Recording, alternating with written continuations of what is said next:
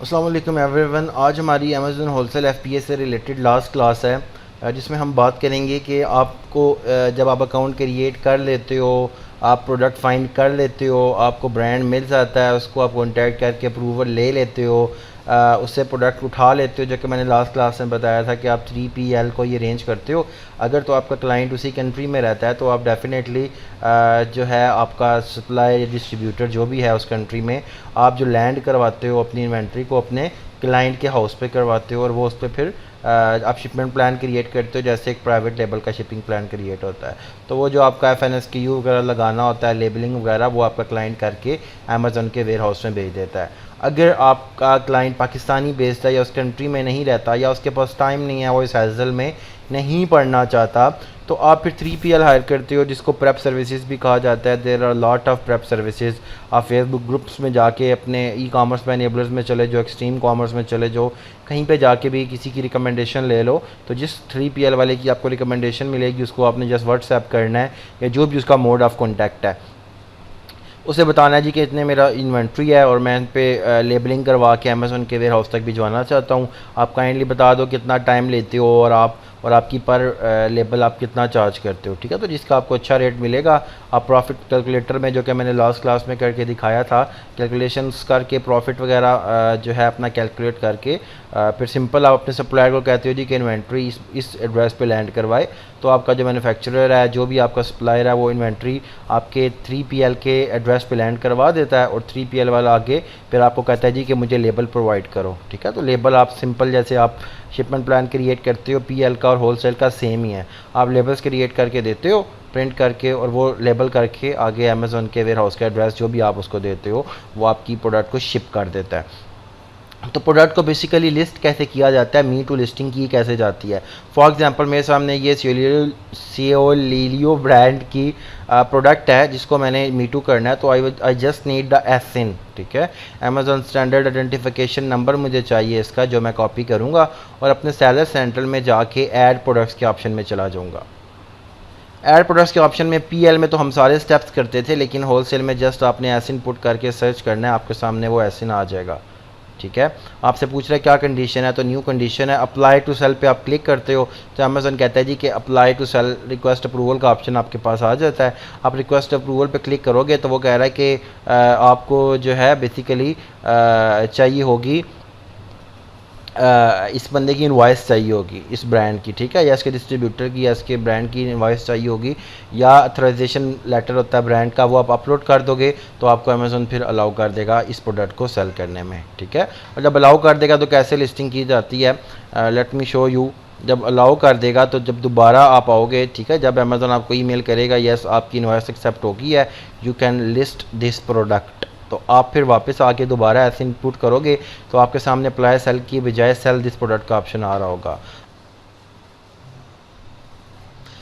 Cell this product पे जैसे ही आप क्लिक करोगे तो आपके सामने ऐसा ऑप्शन आ जाएगा, ठीक है। You just have to put the quantity, कितना स्टॉक है आपके पास, प्राइस कितने की आप बेचना चाह रहे हो, और FBM करोगे या FPA करोगे, दैट्स इट। कोई इसके अंदर UPC वगैरह किसी चीज़ की ज़रूरत नहीं होती, बिकॉज आपकी ऑफ़र ही सिर्फ शो होती है ऑलरेडी जो लिस्टिंग हुई हुई है उसके ऊपर। आप जस्ट इस करने के बाद सेव एंड फिनिश करते हो तो आपकी लिस्टिंग जो है विद इन 5 मिनट जो है लिस्ट हो जाती है प्रोडक्ट आपके सेलर सेंट्रल के अंदर, ठीक है। जैसे प्राइवेट लेबल की एक लिस्टिंग होती है, वैसे ही मैनेज इन्वेंट्री में जाके आप चेक कर सकते हो अपनी जो है प्रोडक्ट को। लेट से मैं सेलर सेंट्रल में वापस चलता हूँ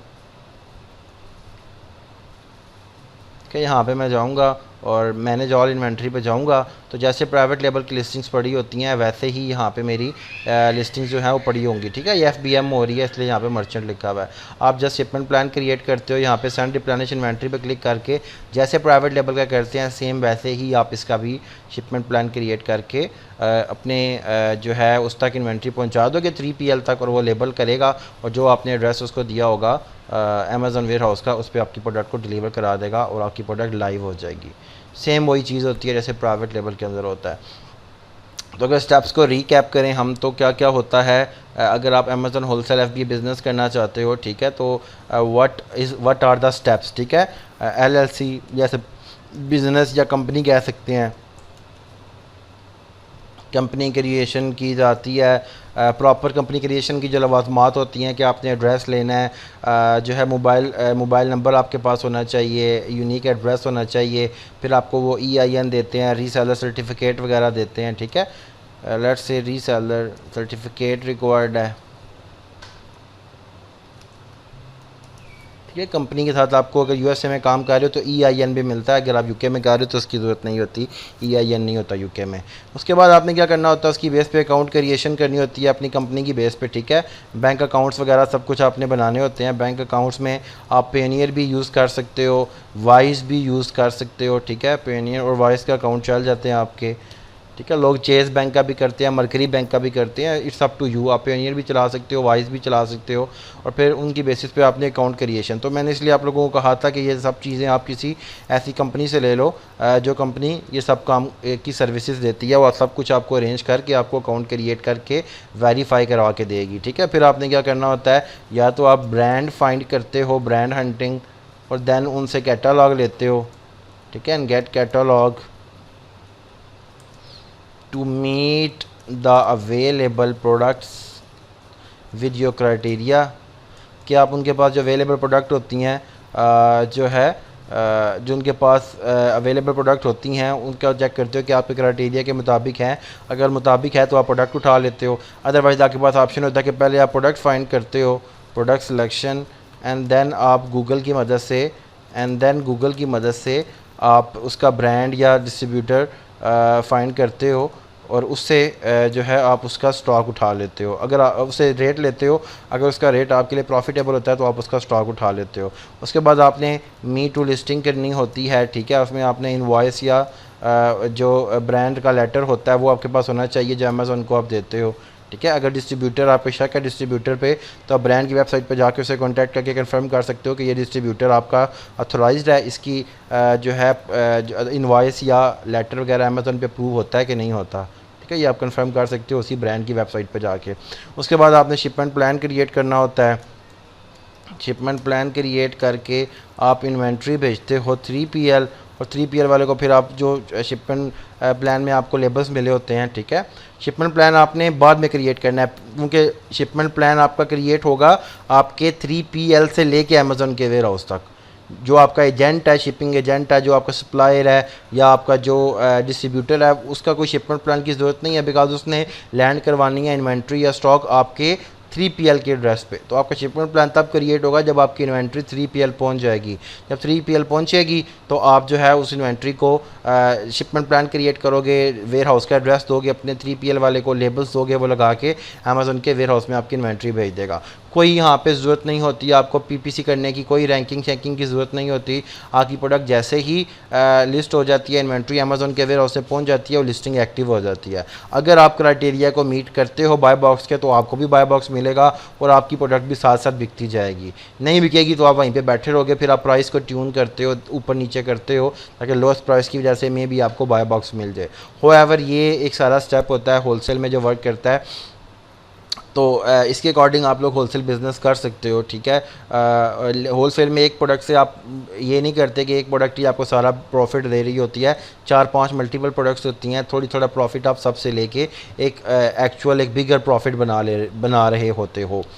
तो उसमें ज़रूरी नहीं होता कि $10,000 चाहिए, $15,000 चाहिए, आप थोड़े से भी स्टार्ट कर सकते हो। आप डिस्ट्रीब्यूटर से 10 पीस उठा लो, 20 पीस उठा लो, 30 पीस उठा लो, उसी को रोटेट करते रहो। आप 500 मतलब ये जो कंपनी शपनी क्रिएट करवानी है उसमें तो आपका 800 से $1,000 लग गया, ठीक है।